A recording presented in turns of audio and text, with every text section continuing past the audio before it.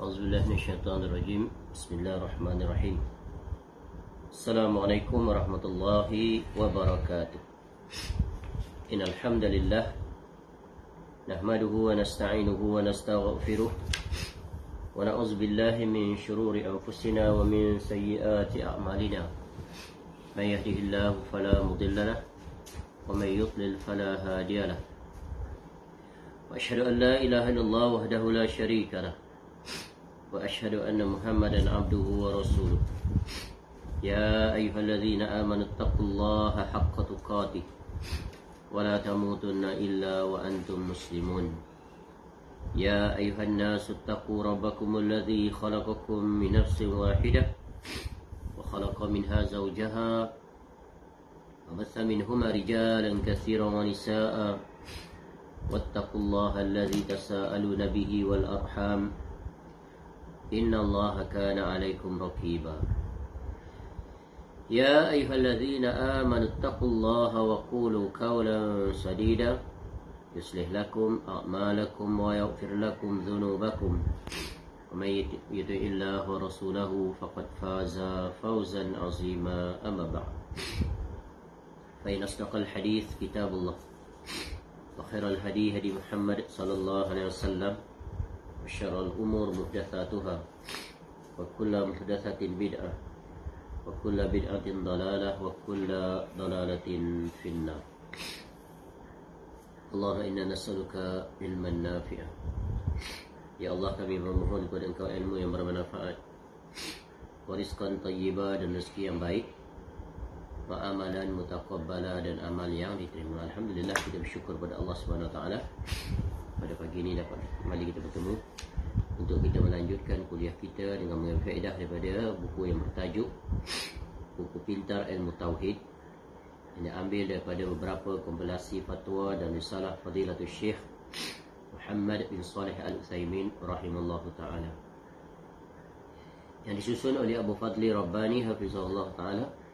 Dan kitab ini diterbitkan oleh Media Tarbiyah cetakan yang pertama Rejab 1440 Hijrah bersamaan dengan April 2019. Sebuah kitab yang syarat dengan penjelasan yang sangat bermanfaat yang terkait tentang tauhid, iaitu kewajipan seorang muslim terhadap Rabbnya. Kerana itu adalah perintah daripada Allah Subhanahu Wa Taala kepada kita kesemuanya. Dan kewajipan seorang muslim adalah iaitu menerapkan tauhid yang benar dalam kehidupannya, berjalan dengannya, mengajak manusia kepadanya dan mati di atasnya. Kerana tauhid adalah kewajipan yang hendaknya ia tunaikan, dan itu adalah merupakan hak Allah Ta'ala yang hendaknya dia berjalan. Jadi agar kita berada di atas tauhid yang benar sebagaimana yang disampaikan oleh Rasulullah SAW khususnya kepada kita sebagai umatnya, maka hendaklah kita mempelajari ilmu tauhid ini dengan benar, yang ilmu itu diambil daripada qala Allah wa qala Rasul sallallahu alaihi wasallam. Maka kebenaran tauhid itu tidak akan ditemui melainkan daripada dua sumber ini. Kerana Allah Ta'ala telah menjelaskan tentang dirinya dan hak-haknya di dalam ayat-ayat Al-Quran. Begitu juga Nabi SAW telah menjelaskannya secara terperinci hal tersebut. Maka menjadi kewajipan seorang mukmin, seorang muslim, untuk dia mempelajari ilmu tauhid. Kerana tauhid itulah akan menyelamatkannya di dunia, apatah lagi di negeri akhirat. Dan syirik itu adalah kerosakan dan pembatalnya yang menyebabkan seseorang itu mendapat kemurkaan Allah Subhanahu wa taala.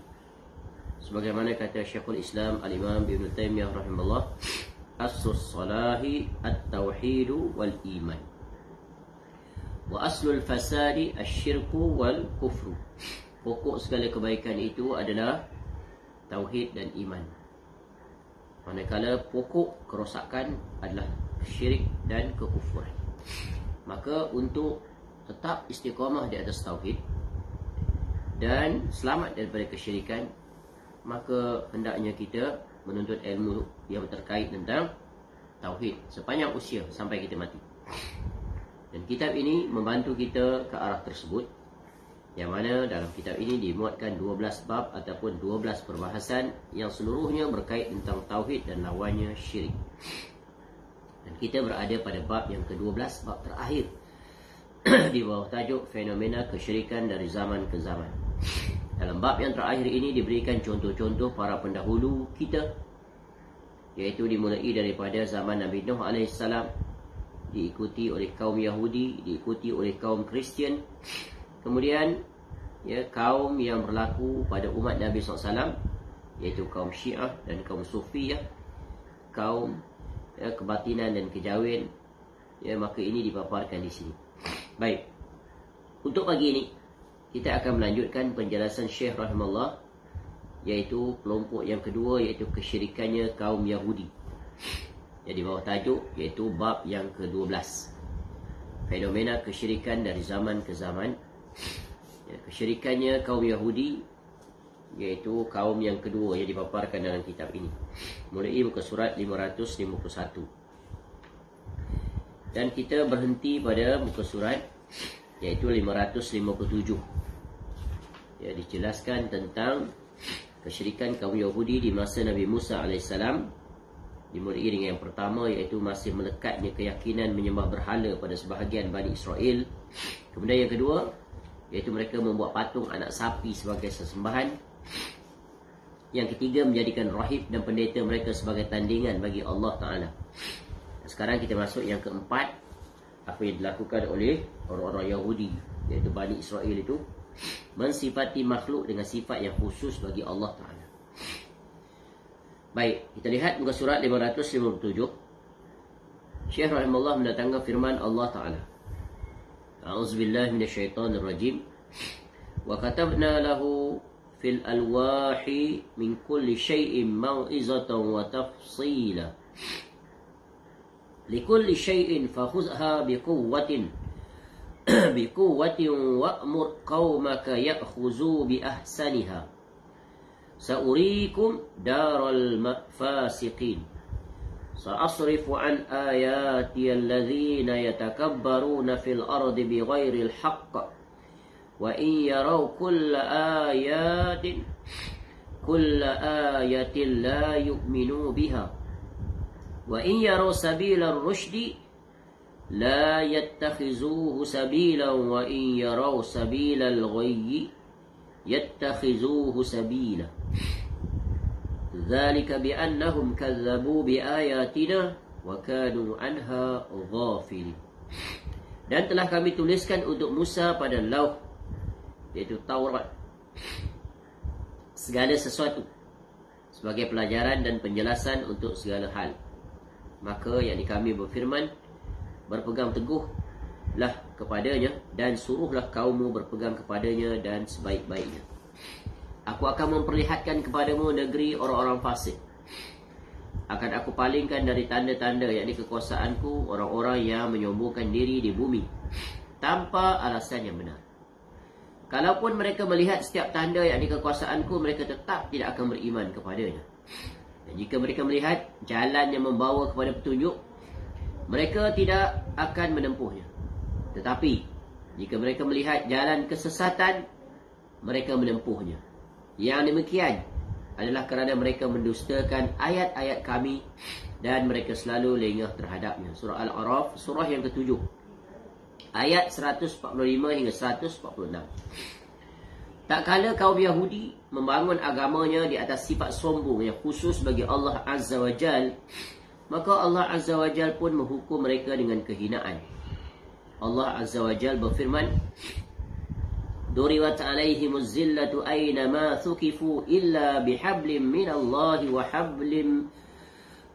hablim minan nas wa ba'u bighadabin minallahi wa duribat alaihimul maskanah. Dzalika biannahum kanu yakfuruna biayatillah wa yaqtuluna al-anbiya'a bighairi haqq. Dzalika bima asaw wa kanu ya'tadun. Mereka diliputi kehinaan di mana saja mereka berada. Ya, orang-orang Yahudi, Bani Israel ini. Kecuali jika mereka berpegang pada tali Allah dan tali perjanjian dengan manusia. Mereka mendapat murka dari Allah dan selalu diliputi kesengsaraan. Yang demikian itu kerana mereka mengingkari ayat-ayat Allah dan membunuh para nabi tanpa hak, yakni alasan benar. Yang demikian itu kerana mereka durhaka dan melampaui batas. Surah Al-Imran surah yang ketiga ayat 112. Allah Taala juga berfirman, Qul hal unabbi'ukum bisharrim min dhalika mathubatan indallah. Qul hal unabbi'ukum bisharrim min dhalika mathubatan indallah. Man la'anahu Allah wa ghadiba alayhi wa ja'ala minhumul qiradatal wal khanazira wa abadat taghut. Ulaika syarrun makanan wa adallu an sawa'is sabil. Katakanlah wahai Muhammad, apakah akan aku beritakan kepadamu tentang orang yang lebih buruk pembalasannya dari orang fasik di sisi Allah, yaitu orang yang dilaknat dan dimurkai Allah. Di antara mereka ada yang dijadikan kera dan babi, dan orang yang menyembah taghut. Mereka itu lebih buruk tempatnya dan lebih tersesat dari jalan yang lurus. Surah Al-Ma'idah surah yang kelima ayat 60. Syekhul Islam Ibn Taymiyah rahimahullah mengatakan, pada kaum Yahudi ada yang menyembah patung, juga ada yang menyembah manusia. Itu semua kerana mereka sombong dari kebenaran, sehingga ditimpakan musibah dengan tunduk pada kebatilan. Maka orang-orang yang sombong itu pun menjadi musyrik. Jadi ini di antara beberapa ayat yang dipaparkan tentang ihwal orang-orang Yahudi, iaitu mereka berpaling dan keluar daripada aturan yang telah ditetapkan melalui Rasul mereka, iaitu Nabi Musa AS. Mereka keluar daripada aturan tauhid menuju kepada kesyirikan. Disebabkan terpengaruhnya mereka itu dengan bangsa dan kaum yang musyrik, suka mengikut. Dan ditambah pula mereka itu adalah satu kaum yang memiliki sifat sombong dan hasad.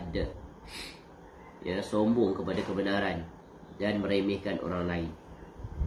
Sampai hari ini orang-orang Yahudi itu sangat terkenal dengan sifat sombong dan hasad, terutamanya pada umat Islam, dengan mereka melakukan pelbagai kejahatan dan kezaliman, sebagaimana yang kita lihat yang berlaku di Palestin pada hari ini, kerana dendamnya yang sangat lama dengan umat Islam, terkhususnya terhadap Nabi SAW yang mereka tunggu-tunggu asalnya, sehingga sanggup berpindah ke bumi Madinah. Namun apabila Rasul yang diutuskan itu bukan daripada bangsa dan kalangan mereka, iaitu daripada orang Arab, maka mereka menolaknya. Orang-orang Yahudi ini memiliki satu penyakit yang sangat parah, iaitu asabiah bangsa, asabiah kaum, sehingga mereka sanggup menolak kebenaran, padahal mereka sangat mengenali kebenaran. Bahkan mereka sangat mengetahui tentang pribadi Nabi SAW itu. Sebagaimana mereka sanggup datang daripada Syam, berhijrah ke bumi Madinah, kerana dalam kitab mereka mengatakan bahawa nanti akan ada Rasul yang berhijrah ke Madinah, Rasul yang mereka tunggu-tunggu. Namun apa yang berlaku? Bila Rasul itu diutuskan di tengah mereka, mereka memusuhinya, mereka melawannya, mereka menentangnya, sehingga mendatangkan kesulitan pada Nabi SAW ketika berada di bumi Madinah.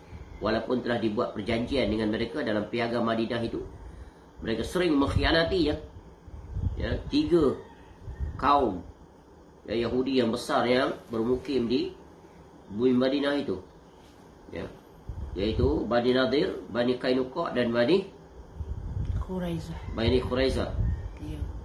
Betul. Bani Nadir, Qainuqa, Quraizah itu tiga kaum itu, yang kesemuanya kemudiannya dihalau keluar daripada bumi Madinah secara totalnya, iaitu tentang pada masa Khalifah Umar radhiyallahu anhu, iaitu di Khaybar itu dihalau semuanya. Kerana seringnya mereka melakukan pengkhianatan terhadap perjanjian, dan mereka telah memukul salah seorang sahabat Nabi SAW hingga patah tangan. Itu baca dalam sirah. Baik, mari. Jadi sombong ini adalah sifat yang sangat mendominasi ciri khas orang-orang Yahudi, yang tidak beriman kepada Allah Ta'ala dan Rasul Nabi SAW. Adapun ada di kalangan Yahudi ni segelintir daripada mereka, ya, kemudiannya setelah tegak kebenaran, dapat hidayah, masuk Islam mereka. Ya, sebagaimana ya di zaman Nabi SAW sendiri, ya, ada di antara mereka yang beriman dengan Nabi SAW, seperti Abdullah bin Salam, ya, salah seorang pemuka, ya, iaitu yang rahib Yahudi yang beriman dan menjadi seorang Muslim yang beriman kepada Allah. Baik, yang kelima, menyerupakan sifat-sifat Allah Ta'ala dengan sifat makhluk. Ini perangai Yahudi juga. Allah Ta'ala berfirman, wa qalatil yahudu Uzairun ibnullah, ila akhir ayat. Dan orang-orang Yahudi berkata Uzair adalah putera Allah. Surah At-Taubah, surah yang ke-9 ayat 30. Mereka, ya, mengatakan Uzair itu adalah manusia, ya, makhluk. Dan mereka menyandangkannya gelaran putera, anak. Jadi Allah juga memiliki anak, sebagaimana kata orang Nasrani terhadap Isa AS. Allah Ta'ala juga berfirman, laqad sami'a Allahu qawla alladhina qalu inna Allaha faqirun wa nahnu aghniya sanaktubu ma qalu wa qatlahumul anbiya'a bighairi haqq wa naqulu dhuku azabal hariq. Sungguh Allah telah mendengar ucapan orang-orang Yahudi yang mengatakan, ya, sesungguhnya Allah itu miskin dan kami kaya. Tengok beraninya, jahatnya lisan orang-orang Yahudi, sehingga berani sekali berkata tentang Allah Ta'ala yang maha kaya. Sehingga, ya, sehingga apa? Ya, berani mencela Allah Ta'ala. Ya, padahal Allah dia maha kaya, Al-Ghani. Sehingga mereka berani, nekat menuduh Allah Ta'ala itu miskin, padahal mereka itu yang miskin. Ya, Allah suruh dalam surah Fatir, ya ayuhan nas antumul fuqara'u ilallah wallahu wal ghaniyul hamid. Wahai manusia, kamu tu fakir, lahir dalam keadaan fakir, telanjang, tak ada berharta, walaupun lahir dari keturunan orang kaya, dalam keadaan paling memalukan. Nanti balik ke akhirat pun dalam keadaan paling fakir, cuma dibalut dengan kain kapan. Kemudian bangkit nanti di pada mahsyar pun dalam keadaan paling fakir, telanjang bulat, dalam keadaan tua, dalam keadaan kedewasaan, lebih memalukan lagi. Tapi jahatnya lisan orang-orang Yahudi ini sanggup berani mengatakan kepada Allah itu miskin, mereka kaya. Dan sombongnya mereka itu. Kami akan mencatat perkataan mereka dan perbuatan mereka membunuh para nabi tanpa hak. Ya, Allah utuskan rasul-rasul, ada di antaranya mereka tentang, bukan saja menentang, bahkan mereka berani membunuh. Cuba membunuh. Ya, dan kami akan mengatakan pada mereka, rasakanlah olehmu azab yang membakar. Ya, membunuh berjaya, dan ada yang digagalkan oleh Allah. Sebagaimana mereka berusaha untuk membunuh Nabi Isa AS. Surah Al-Imran, surah yang ketiga ayat 181. Allah Ta'ala juga berfirman, wa qalatil yahudu yadullahi maghlulah ghullat aydihim wa lu'inu bima qalu, ila akhir ayat. Dan orang-orang Yahudi itu berkata, tangan Allah terbelenggu. Sebenarnya tangan mereka yang dibelenggu, dan mereka lah yang dilaknat disebabkan apa yang telah mereka katakan itu. Surah Al-Ma'idah, surah yang kelima ayat 64. Jadi orang-orang Yahudi ini berani berkata kepada Allah tentang sesuatu yang tak sepatutnya mereka berkata kepada Allah. Betapa bahasa kasarnya, betapa kurang ajarnya orang-orang Yahudi, sehingga mereka berkata tentang Allah, tangan Allah terbelenggu, maknanya terikat. Sedangkan mereka tu, tangan mereka yang dibelenggu, ya, sampai kejahatan tahap paling-paling kemuncak.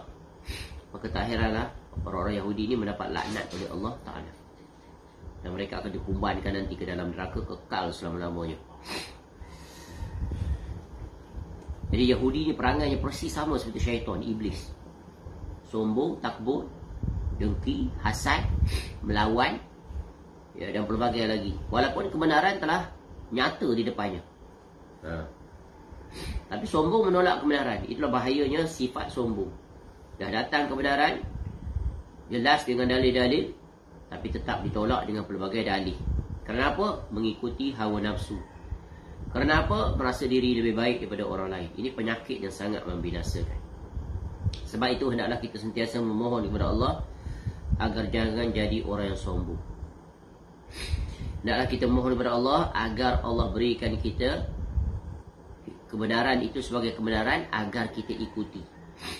Daripada siapa pun. Ya, walaupun selama ini kita telah berjalan dengannya. Apabila telah tegak kebenaran itu terang jelas tak terbantahkan, maka tinggalkan apa yang kita fahami selama ini, apa yang kita ikuti selama ini, apa yang kita jalani selama ini, apa yang kita perbuat selama ini, tinggalkan semuanya. Walaupun dah puluh tahun kita berjalan dengannya, kita beramal dengannya. Namun apabila datang kebenaran, maka kebenaran itulah yang wajib kita ikuti. Kenapa? Kebenaran itu adalah perkara yang diperintahkan. Dan kebenaran itu akan membawa kita kepada kebaikan.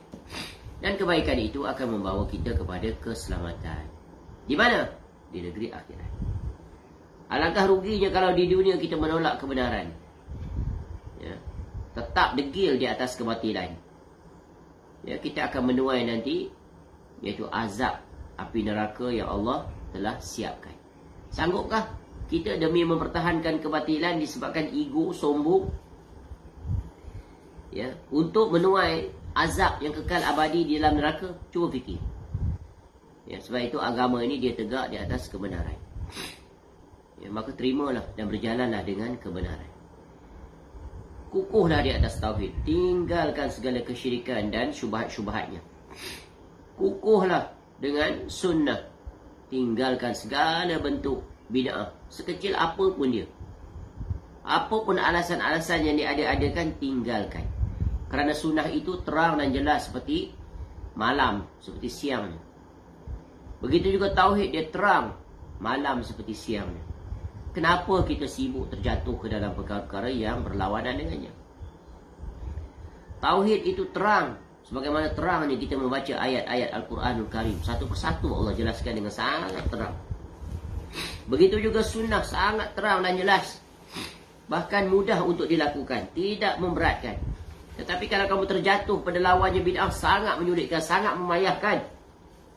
Dan sunnah itu tidak membesarkan Rasulullah SAW dan tidak memuliakan Rasulullah SAW. Kenapa? Amalan bid'ah yang kamu lakukan itu semuanya datang daripada hasil rekayasa tangan-tangan manusia.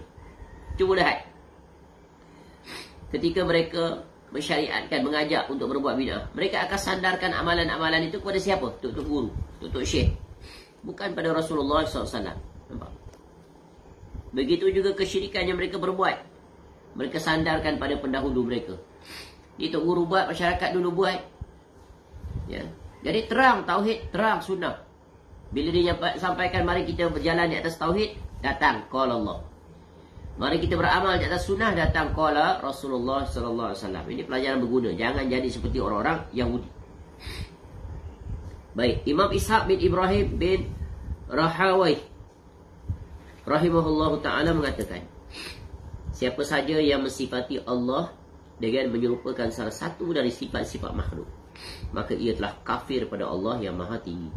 Ini kelompok apa ni yang menyamakan sifat Allah? Ya, iaitu musyabbihah ataupun mujassimah. Sama ada dia menyamakan seluruh ataupun sebahagian. Tu. Contoh tadi, orang Yahudi mengatakan tangan Allah terbelenggu. Dia menghina Allah Ta'ala. Ya, dia menghina Allah Ta'ala. Itu adalah bentuk penghinaan. Ya. Jadi barang siapa yang menyifati Allah Ta'ala dengan menyerupakan salah satu dari sifat makhluk, maka ia telah kafir pada Allah yang maha tinggi. Contoh dia kata, ya, tangan Allah itu seperti tangannya, atau tangan Allah seperti tangan makhluk, maka kafir immediately. Kenapa? Itu menyamakan, menyerupakan, dan juga menjisimkan Allah. Beliau juga berkata, seseorang dikatakan telah berbuat tasybih, yakni menyerupakan Allah dengan makhluk, ketika orang itu menyatakan bahawasanya tangan Allah seperti tanganku, pendengaran Allah seperti pendengaranku, dan kiaskanlah kepada yang lain. Tetapi seorang itu tak akan terjatuh ke dalam musyabbihah atau mujassimah, dan dia adalah ahli sunnah sejati apabila dia mengatakan tangan Allah itu, ya, tidak menyerupai tangan makhluk. Laisa kamitslihi syai'un wa huwas samiul Sami'ul Basir atau Sami'ul Alim? Sami'ul Basir. Ya. Itu kaedah kita belajar dalam tauhid, ya, tauhidus sifat. Iaitu pertama tentang sifat-sifat khabariyah yang Allah nyatakan dalam Quran seperti tangan, wajah, ya, mata dan sebagainya. Pertama, imani. Sebab apa? Kena iman. Sebab Allah yang bagi tahu tentang dirinya. Imani, percaya. Ya, walaupun ada keganjalan dalam hati dan keraguan dalam otak. Dia nak logik. Tak boleh kan? Yang pertama, imani. Yang kedua, tetapkan isbat. Jangan ditolak. Kerana Allah sendiri menyatakan tentang sifat-sifatnya tadi. Yang ketiga, tanzih. Menyucikan Allah daripada penyerupaan dengan makhluk. Ini dia kaedah. Ya, Allah memiliki tangan, tapi tangan Allah tak sama dengan tangan makhluk. Allah memiliki wajah, tapi wajah Allah tak sama dengan wajah makhluk. Mana-mana pun. Yang keempat, jangan tanya bagaimana sifat Allah Ta'ala tu. Tangan Allah macam tangan kita. Jangan ditanya. Kerana Allah tak menjelaskannya. Kewajipan kita berjalan dengan empat ni. Selamat tak? Selamat. Kenapa? Kerana hal yang terkait tentang Allah Ta'ala itu, yang pertama hendaklah kita pegang prinsip ini. Rukun selamat kita. Itulah prinsip, ya, salaf ahli sunnah yang sejati. Yang pertama, Allah dia maha baik. Tak ada makhluk yang pernah melihat Allah di dunia ini dengan mata kepalanya. Bila lihat Allah Ta'ala nanti di negeri akhirat. Dan kemuncaknya di mana? Dalam syurga. Sekali di padang mahsyar, yang seterusnya di mana? Di syurga. Yang kedua, Allah, ya, siapa yang boleh mengetahui tentang Allah? Allah Ta'ala sendiri. Dan dia mengkhabarkan tak pada kita sifatnya. Allah mengkhabarkan. Di mana? Dalam Quran. Yang ketiga, di kalangan makhluknya, siapa yang boleh mengetahui tentang Allah? Rasulullah SAW bagi kita, ya, Rasul umat kita, untuk umat akhir zaman. Dan Rasul SAW terangkan tak tentang sifat Allah? Terangkan. Maka berjalan dengan itu. Jangan melampaui batas. Jangan keluar daripada aturan. Ya, sebagaimana yang berlaku pada Ahlul Kalam dan yang seangkatan dengannya seperti Mu'tazilah dan sebagainya. Jahmiyah, Jabariyah dengan pelbagai penyimpangan mengikut tingkatan masing-masing.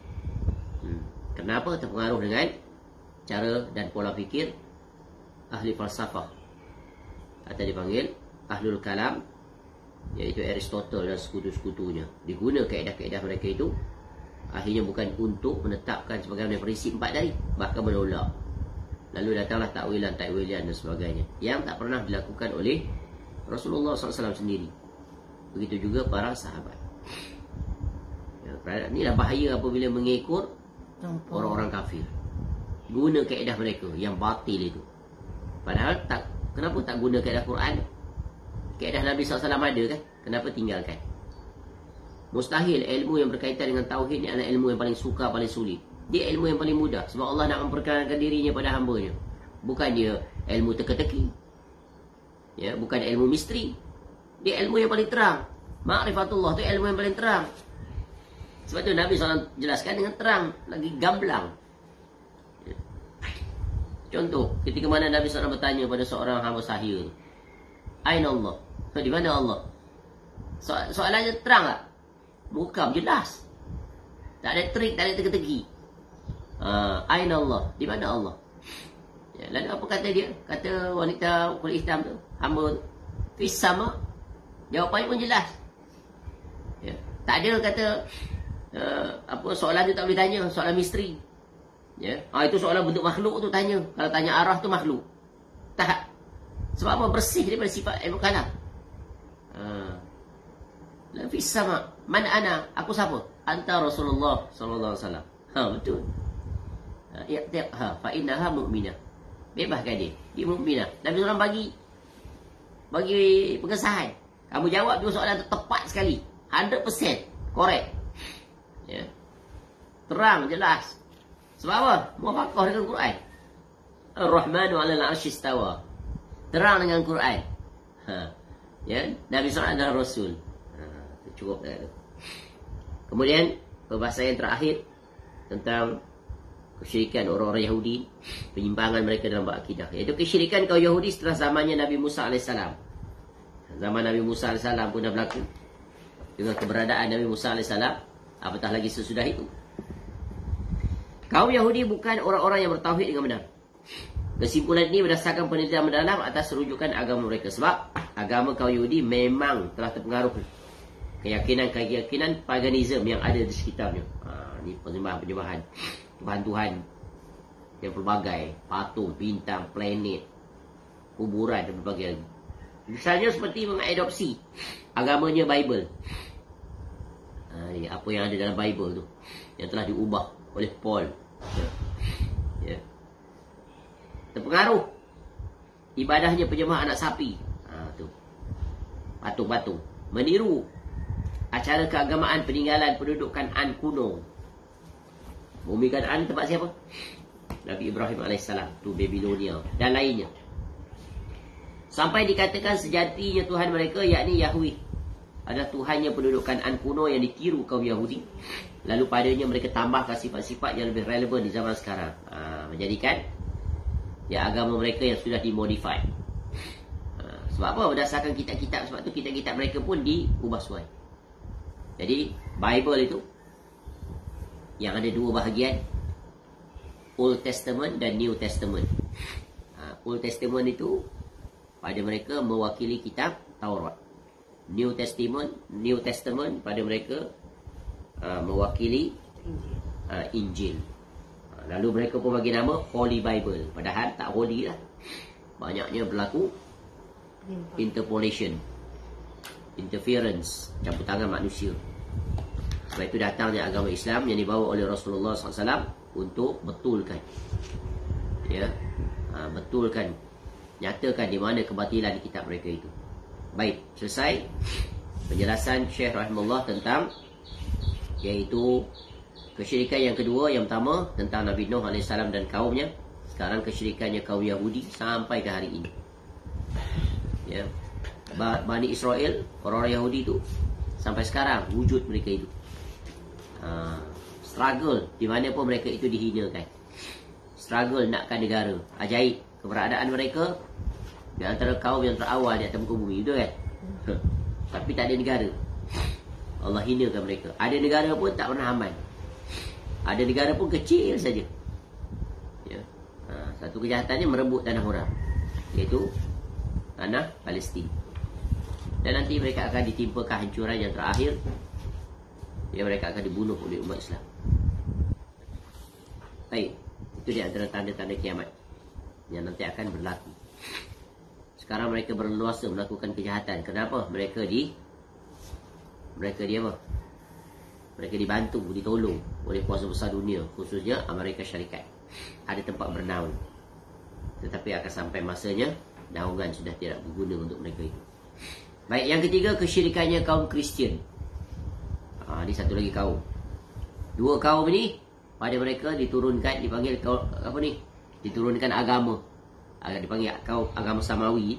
Tiga. Yahudi, Nasrani dan Islam.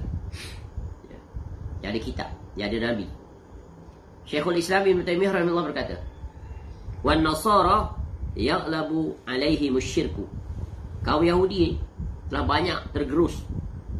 Tergerus tu maknanya terhakis, terhancurkan, rosak,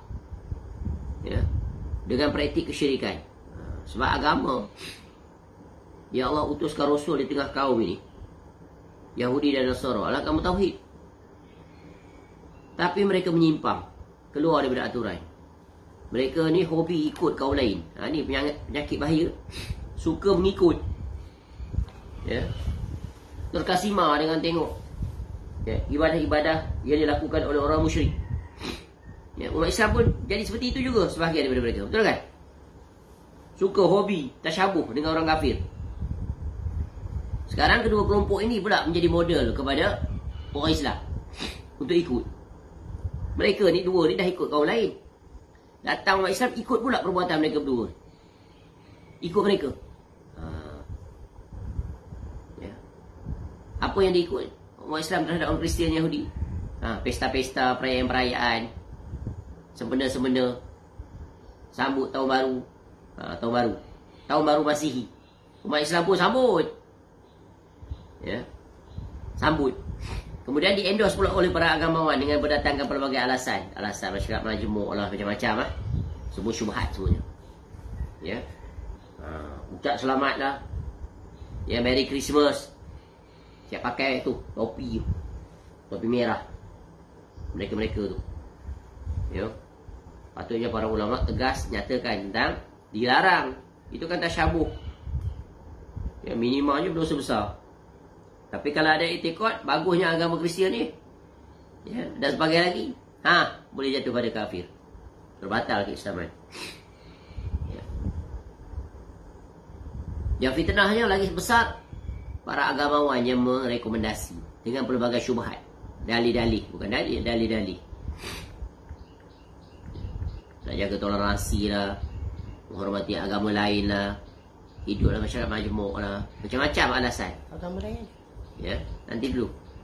Kalau kita tengok pada zaman Nabi SAW, Nabi SAW kan ada negara. Diutuskan surat-surat kepada raja-raja dunia untuk masuk Islam. Begitu juga sesudah itu Khalifah Islam yang bertebaran di seluruh dunia. Ada ke pada mereka itu mengucap-ucapan seperti ini?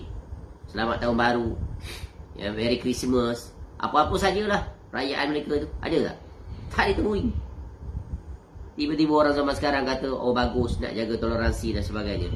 Toleransi ni ada batasan, ada sempadan. Ada perkara memang Islam itu agama yang penuh dengan toleransi. Tapi dalam bab yang terkait tentang tauhid, ada toleransi tak? There is no compromise. Lam yalid wa lam yulad wa lam yakul lahu kufuwan ahad. Tu apa faedah baca ayat tu? Tu ayat yang memisahkan. Itu adalah ayat toleransi. Ya, toleransi apa? Kami tak akan masuk urusan agama kamu, dan kamu pun tak masuk urusan agama kami. You with your own belief, we with our own belief. Betul kan? Mesti ada pemisah. Ini semua nak diraihkan. Inilah secara tak sedar terjatuh kepada apa? Kelompok yang dipanggil Islam liberal tu. Berjaya tak mereka? Berjaya. Nak gabungkan semua agama. Respect each others. Atas alasan freedom of expressions and human right. Itu semua slogan orang kafir. Bukan slogan agama Islam, bukan. Agama Islam tu slogan dia dekat surah Al-Kafirun tu. Memisah. Islam. Ya, kafir. Ya, dari sisi akidah tak boleh adanya compromise. No, it's not allowed. Ya, itu dilarang. Tapi datang para agamawan yang menyimpang, datang dengan pelbagai syubhat. Patut nasihat para pemerintah itu. Jelaskan. Masalahnya kita tidak menjelaskan perkara ini pada orang kafir. Kalau orang kafir tahu, mereka tentu akan memahaminya dan respect, betul kan? Macam contoh paling mudah, tak bersalam di antara lelaki dan perempuan. Boleh faham tak akhirnya mereka? Faham. Bila kita tak salam, kita buat begini saja, dia pun tahu. This is etikanya orang Islam, lelaki dan wanita. Ya, orang kafir takkan kita nak ikut style dia. Etika dia boleh peluk, boleh cium. Nampak tak? Tu kena ingat kaedah tu. Kenapa di situ boleh, di sini tak boleh? Ya, umat Islam ni apa saja perayaan orang kafir, ya, reka-rekaan sambutan orang kafir, semua dia nak ikut. Semua dia nak buat. Valentine Day, Mother's Day, Father's Day, apa lagi? Happy Birthday. Apa day semua yang dia nak buat. Semua dia nak ikut. Yang agama dia perintahkan tak mau ikut.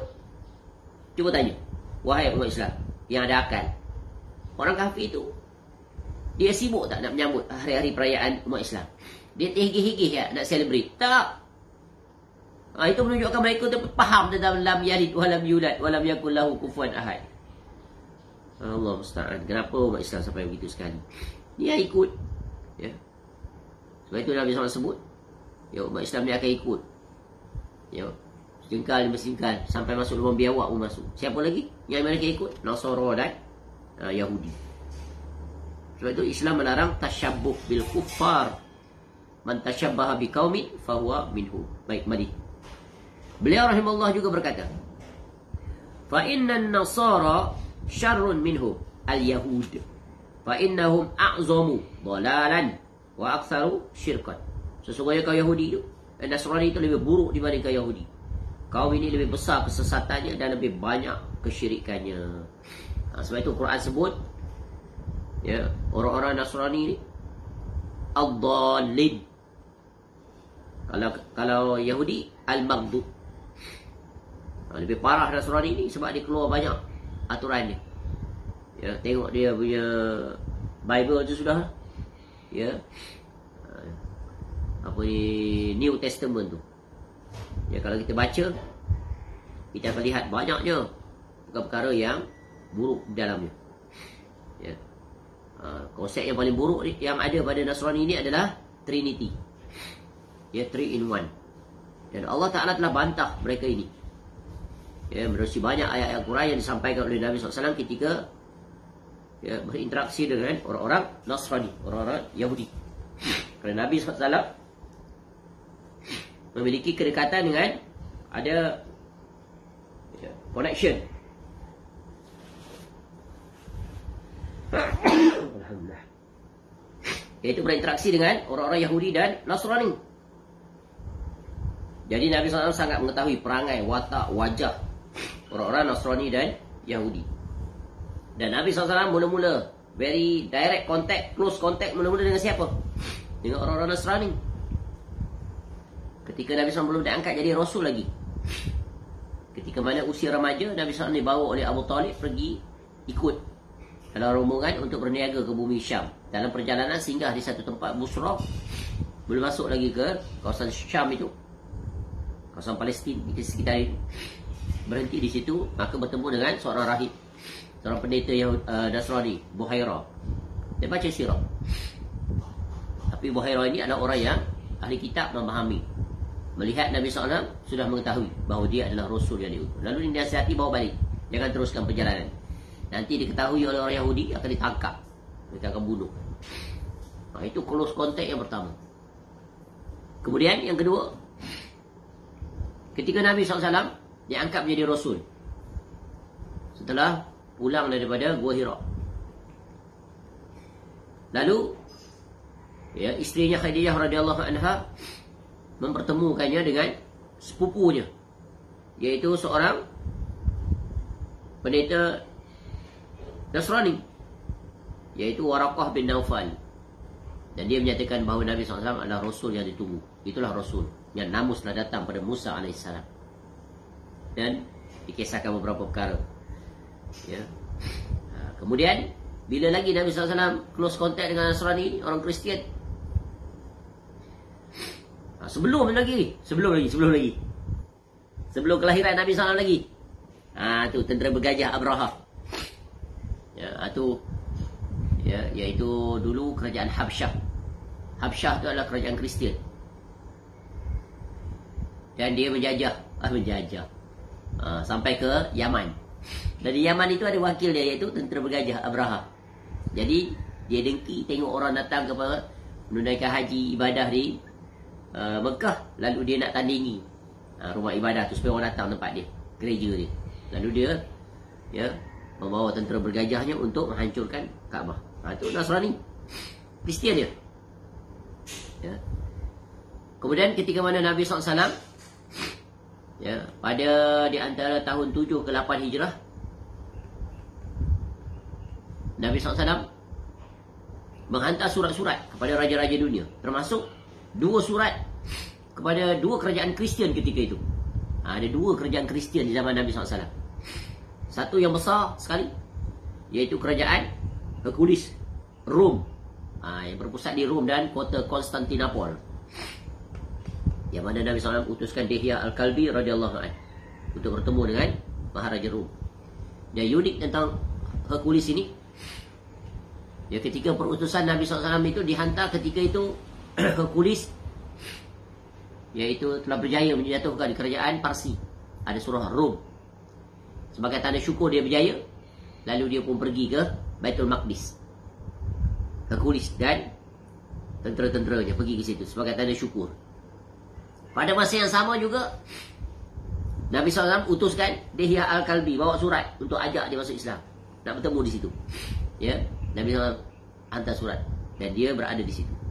Pada masa yang sama, Abu Sufyan yang sebelum itu belum lagi Islam, dia pun pergi ke situ membawa barang dagangan untuk berniaga. Dan pada masa yang sama juga, Adi bin Hatim pun pergi juga ke situ. Bertemulah 4 ni, yang mana nanti akan menjadi saksi-saksi yang akan diminta, yang akan diminta maklumat oleh Hercules ya, terhadap surat itu. pandangan-pandangan mereka itu bagaimana untuk dia sebelum nak terima atau tolak. Oh, ini unik ni Hercules ni. Ya. Dia tanya pendapat satu setelah dia terima surat daripada Dihyah Al-Kalbi. Dia tanya pendapat Abu Sufyan ketika itu memusuhi Nabi SAW belum Islam. Dia tanya pada Ali bin Hatim. Maka ya, daripada inilah kemudian dia membuat keputusan. Dan Nasraninya Hercules ni, Raja Rom ni, dia adalah Christian Trinity. Christian Trinity yang disebut dalam Quran ni.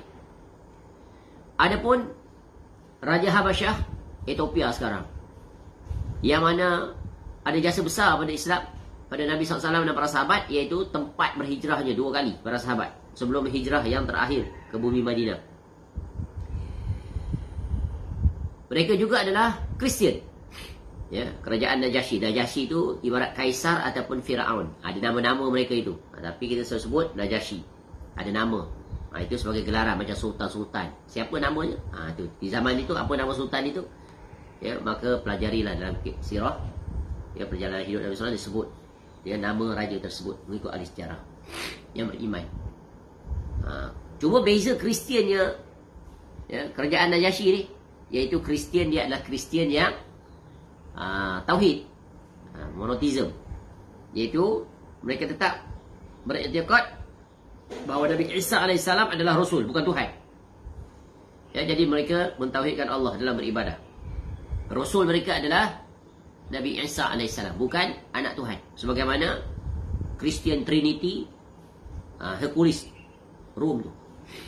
Jadi sebab itu kadang-kadang bila kita fikir dua latar belakang ni, sebab itu Najasyi itu mudah menerima, ya, untuk masuk Islam. Sebab apa? Sama, mentauhidkan Allah dan Nabi Isa AS sebagai Rasul. Tetapi sulit bagi Hercules sebab dia pegangan dia adalah Trinity. Nabi Isa AS itu adalah sebahagian daripada Tuhan. Itu payah, ya, dia tak masuk Islam.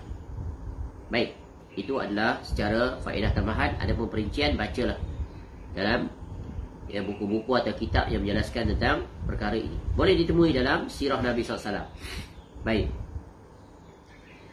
Beliau rahimahullah juga berkata, walamma kana aslu dinin nasara al-isyraku li ta'didit turuqi ila Allah adalluhum anhu. Dan tak kala fondasi, asas, foundation agama Nasrani dibangun di atas kesyirikan, kerana mereka membuat banyak jalan-jalan menuju Allah, jadilah mereka lebih sesat dibandingkan Yahudi. Nasrani ni paling banyak sekali mazhab ni. Kristian banyak. Ya, Seven Adventist lah, macam-macam lah. Ya, itu belum lagi Roman, Katolik dan Protestan. Ya, daripada tu banyak pula cabang-cabang ni. Ya, cabang-cabang mazhab-mazhab dia tak terhitung. Ya, dengan pelbagai penyimpangan-penyimpangan masing-masing. Jadi mereka ini, Nasrani ini terkenal simbol-simbolnya dengan berhala. Contoh, mereka memberhalakan Nabi Isa AS, buat patung dalam keadaan yang hina, ya, disalib dalam keadaan sebahagian tak berpakaian, ya. Kemudian mereka juga mematung, ya, Maryam AS, ibu kepada Nabi Isa AS, Mary, tu dia panggil Mary, ya. Patung. Jadi patung-patung mereka itu. Imam Ibn Qayyim Al-Jauziyah rahimahullah berkata, asasu dinin nasara qaimun ala syatmillahi wa syirki bih. Asas agama Nasrani dibangun di atas celaan pada Allah dan berbuat syirik kepadanya. Apa tidaknya mengatakan Allah Ta'ala itu adalah satu daripada 3, yang mana Allah bantah di dalam Al-Quranul Karim. Ya, sebagaimana Allah membantah orang Yahudi dalam ayat-ayat Al-Quran, begitu juga Allah membantah iaitu orang-orang Nasrani. Contoh dalam surah Al-Ma'idah tu, kedua-dua bantahan pada 2 kaum ini, pada Yahudi dan juga kepada Nasrani. Jadi jika kita ingin mengetahui kisah secara komprehensif, banyak dipaparkan tentang Yahudi dan Nasrani. Salah satu surahnya surah Al-Ma'idah. Baca surah hidangan, ya, makan Allah muliakan Bani Israel, manna wa salwa, makanan dari syurga, ya, tapi jahat, degil, suka melawan, tak bersyukur. Sebab tu kufur mereka itu. Orang Nasrani pun Allah paparkan dalam surah Al-Ma'idah, bagaimana Allah menyatakan kafirnya mereka itu kerana mengiktikadkan Isa alaihissalam sebagai Tuhan. Contoh Allah suruh sebut dalam surah Al-Maidah ini, surah yang kelima, pada ayat 72 hingga 77. Ya. Tu. Kemudian 78 dan ke atas tentang orang-orang Yahudi pula. Dia bacalah di situ. Contoh Allah sebut pada ayat 72 surah Al-Maidah tentang orang Nasrani. Laqad kafara alladziina qalu innallaha huwal masih ibnu Maryam. Sesungguhnya telah kafirlah orang-orang yang mengatakan sesungguhnya Allah ialah Al-Masih putra Maryam. Dan seterusnya. Ya, padahal Al-Masih sendiri berkata, hai Bani Israel, ya Bani Israel, U'budullah Rabbi wa Rabbakum. Sembah Allah, ya Tuhanku dan Tuhan kamu. Jangan bersekutukan. Innahu man yusyrik billah faqad harramallahu alaihi al-jannah wa ma'wahu an-nar wa ma liz-zalimin min ansar. Sekaligus peringatan. Perintah dan peringatan. Perintah. Ya. Sembah Allah. Dia adalah Tuhan.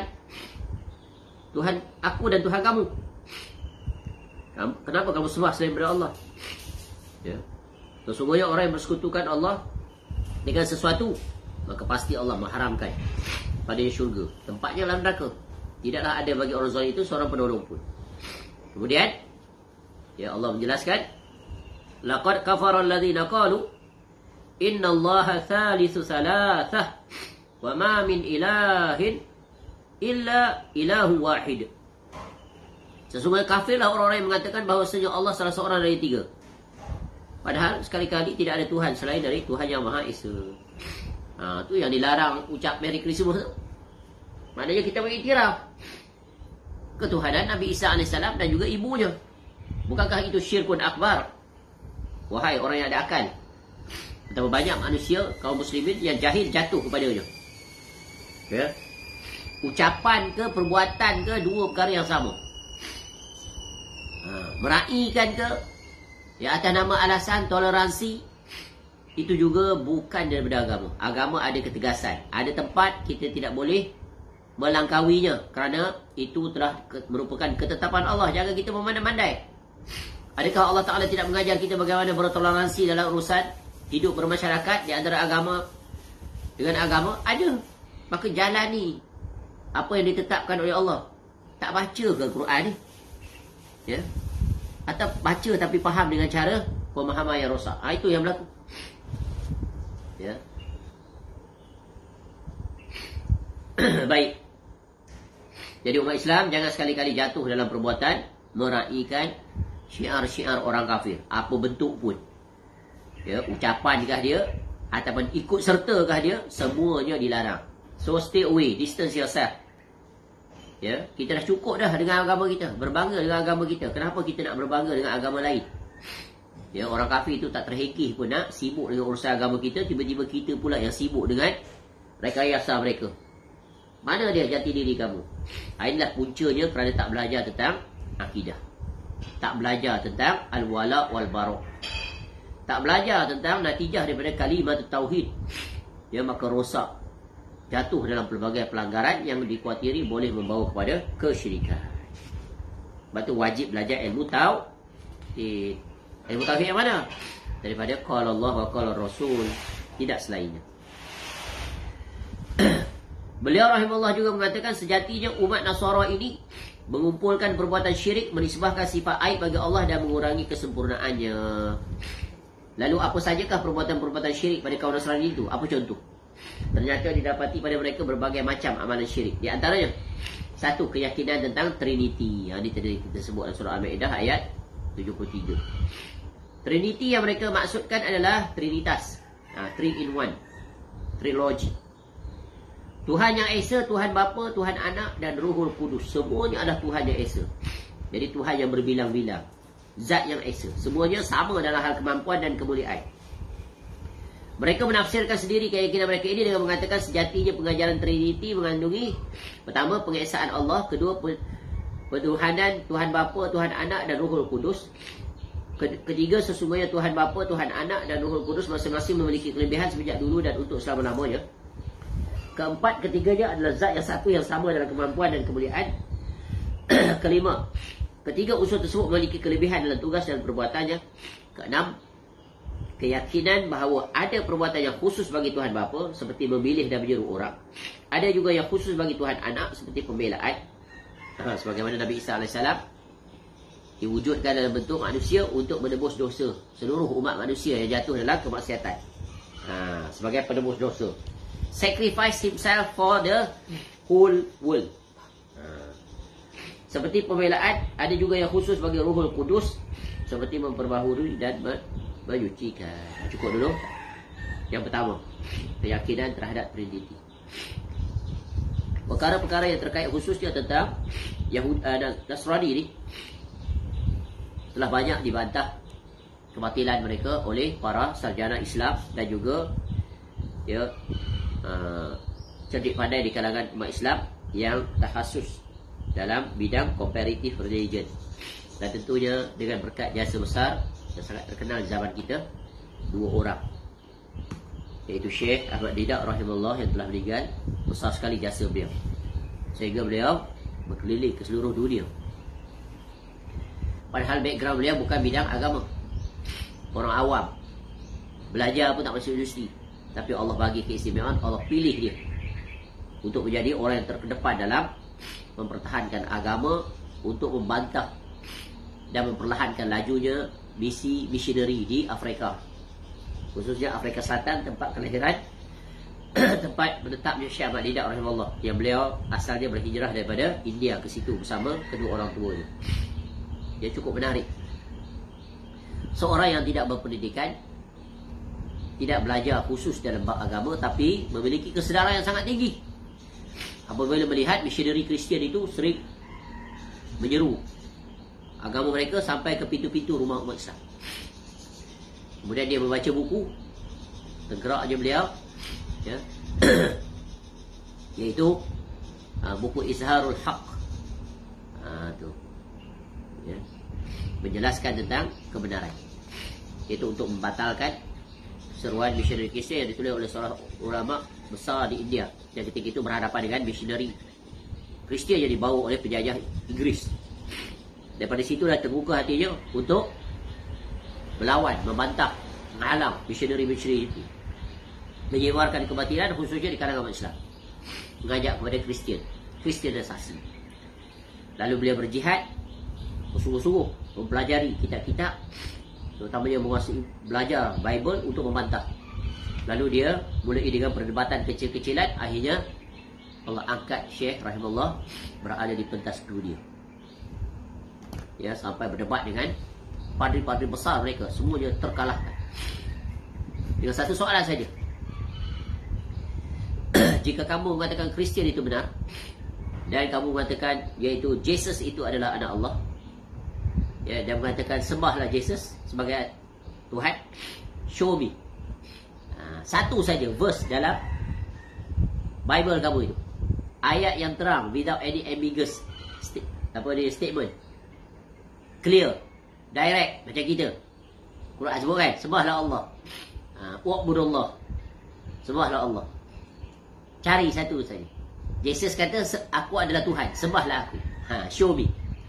If you can show to me now, without any delay, without any delay, I will become Christian. Sampai sekarang. Kemudian ucapan yang sama diteruskan oleh siapa? Anak muridnya, iaitu Dr. Zakir Naik, sampai hari ini. Begitu juga umat Islam yang lain yang terlibat, yang membantah, berdialog, mengajak orang-orang Kristian untuk masuk Islam. Jadi Syekh Ahmad Didat rahimahullah ni besar jasanya, sehingga dia diberikan hadiah award oleh award King Faisal, kerajaan Arab Saudi bagi. Besar jasanya. Boleh dengar rakaman-rakaman ceramahnya dan juga debatnya dengan padri-padri Kristian yang sangat menakjubkan. Sangat luar biasa kekuatan hafalannya. Begitu je lah. Banyak lagi sebenarnya sarjana-sarjana Islam, cuma tak terkenal tingkat ini. Tapi ramai di antara mereka itu, yang di tangan mereka itu ramai orang Kristian masuk Islam. Jadi baca, dengar supaya kita dapat informasi.